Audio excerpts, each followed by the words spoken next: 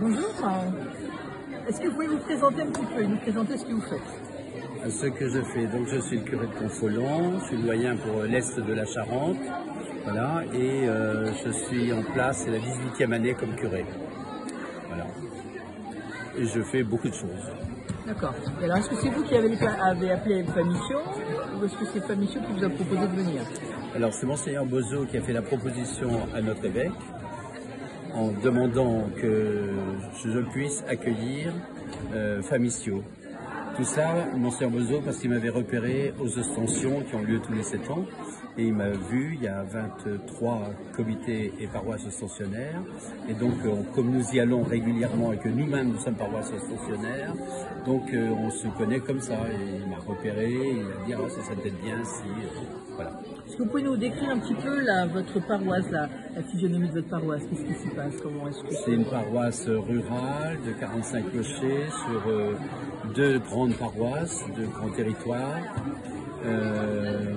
donc 45 communes, je ne sais pas combien ça fait d'habitants, peu importe, et donc plutôt rurale, agricultrice, mais il y a quelques entreprises, en particulier ici Le Grand, donc plutôt les prises électriques, avec une bonne centaine d'emplois.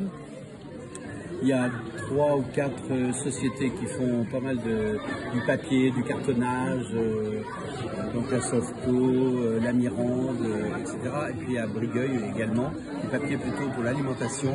Donc tout ça fait 200, plus 100, plus 50 ou 60 emplois, plus Saya qui accueille pour faire du papier tout court. Il y a 600 emplois et qui touchent la paroisse, voilà, sur la route de Limoges. Comment vous qualifieriez votre paroisse par rapport aux messes, par rapport à la pratique religieuse? Moi, je trouve qu'ici, il y a plutôt du monde qui vient à la messe. On est plutôt une paroisse gâtée, qui est restée fidèle, fidèle à la célébration des sacrements, à la messe, même si quand j'entends mes confrères parler, j'entends bien qu'il y a peu de monde. Mais ici, moi, j'ai pas trop à me plaindre. Voilà, il y a toujours, moi je trouve qu'il y a une belle assemblée. Alors bien sûr, on pourrait être le double, on pourrait être le triple, il n'y a pas de problème. Mais d'une certaine manière, il n'y a jamais assez. En même temps, il n'y a que les gens qui ont la conscience de ce qu'ils sont. Ce que je vois, c'est qu'il y a un retour à l'église, en particulier à partir de la jeunesse. Voilà, avec un certain nombre de mouvements de baptême, de première communion, de confirmation. On va avoir la visite pastorale avec l'évêque là au début du mois de décembre. Et au cours de cette visite de 4 jours, on veut que le sacrement de la confirmation soit donné. Parce que je trouve que c'est un signe fort. Et par rapport à la venue de Famissio, est-ce que vous aviez des appréhensions? Alors, la venue de Famissio, alors d'abord, c'était une surprise qu'on soit sollicité, il y a déjà de nombreux mois. Est-ce qu'il y avait quelques... Alors je crois qu'on a très bien préparé, on était heureux. En même temps, c'est pas sans avoir quelques angoisses. Comment on fait pour accueillir 56 personnes, le repas, le logement, les activités, comment ça va se passer, comment les gens vont accueillir. Tout ça, ce sont des questions qui sont de vraies questions, des questions difficiles. Alors ici ou là, c'est plutôt bien passé. Il y a très longtemps qu'il n'y a pas une mission ici, depuis 69 ans, il n'y a pas une mission. Alors, les gens ont perdu un peu le rythme d'accueillir, que d'autres viennent annoncer, nous renouveler dans notre foi, etc. Mais oui, 69 ans après, c'est beaucoup. Et je me fais la remarque qu'on aurait une mission d'ici quelques petites années, ça serait pas mal. Pour compléter ce qui a émergé là, a besoin d'être creusé plus profondément, à savoir, je l'ai dit ce matin à l'enterrement que je faisais après la célébration, c'est que, en fait, les gens ont un trop-plein de mal de la vie de la société, de la politique, de l'économie, des relations familiales.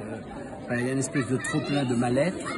Et avant d'accéder à ce qui est au fond de soi-même, voilà, eh bien, il faut enlever tout ce mal. Il faut avoir eu le temps de cracher le mal, le vomir, d'une certaine manière. Puis ensuite, de travailler les profondeurs. Et les 2 travaux ne peuvent pas se faire en même temps. Ce sont vraiment 2 travails extrêmement différents. mais indispensables l'un à l'autre. Pour accéder au-dessous, il faut d'abord enlever l'écume qui cache la beauté de ce qu'on va découvrir. Et dans les rencontres que les uns et les autres vous avez fait, vous à Fabrizio, j'ai beaucoup entendu ça et j'ai bien aimé que le père Alexis de Brélisson puisse redire que vraiment ne vous inquiétez pas de tout ce mal que vous avez entendu. Surtout ne le retenez pas parce que c'est pas important. Ce qui est important, c'est que voilà, vous avez permis à des gens de se libérer d'un trop-plein de mal-être. Et donc vous, comment est-ce que vous avez vécu la mission déjà en tant que prêtre et comme observateur de tout ce qui se passait autour de vous? Vous avez été un peu bousculé dans vos habitudes, vous avez été surpris par la jeunesse dans vos églises. Comment est-ce que vous avez vécu cette mission? Vous étiez dérangé? Alors, moi, me bousculer, c'est un peu compliqué.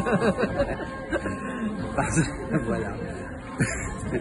Bon, ça ne tient pas rien qu'à la stature, mais le fait aussi d'avoir vieilli, de connaître la vie de l'église de l'intérieur, de savoir beaucoup de choses de la vie de l'église, de la vie du monde, la vie aussi de la population locale que je connais bien.